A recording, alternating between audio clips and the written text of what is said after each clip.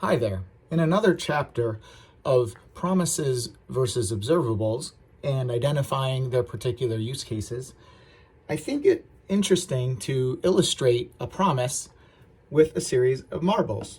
Red is a tick of time, blue is a value, and with a promise, you get a value that completes or errors. Black is just going to signify a completion.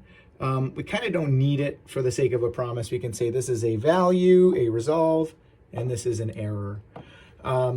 So a promise delivers a value. It delivers one value, not many, not zero, and when it completes.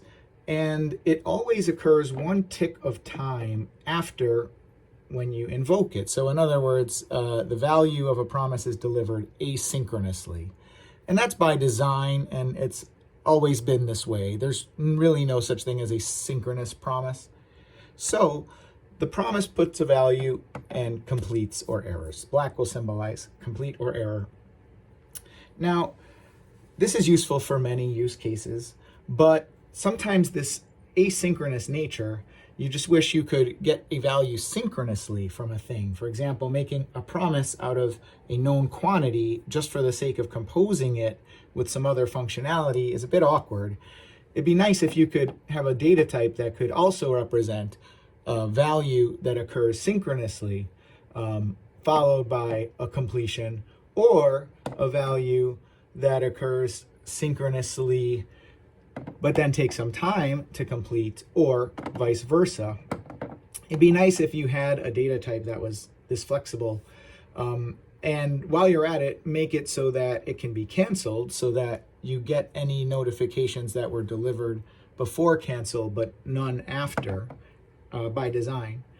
And then it's really not so hard to conceive of that data type taking more time and emitting more values. And then it totally becomes a stream. Now, if an observable were to model a promise, it's totally allowed. You just don't allow for multiple values, and you always begin with a tick separating your first value from when it was invoked. And this is like calling an endpoint. You get a value on the endpoint, and then you get a completion or an error. So an observable works for an endpoint, but it works even better than promises in one sense, because if you want to receive multiple values over time, so suppose that you're doing the /users endpoint. What if you get the users individually so that if your browser request dies, you still have some data to paint? Or what if it was just completely easy to go from a list of users that's static to a real-time list of users, that just delivers as values as they come available, like a leaderboard, for example. So the observable is a superset. Its grammar allows for more possibilities than promises, and as such, you'll find many situations where an observable is more appropriate to the problem. And just remember that if you're making a choice about something fundamental like architecture and data types, I think it makes sense to make the choice that excludes as few future possibilities as possible.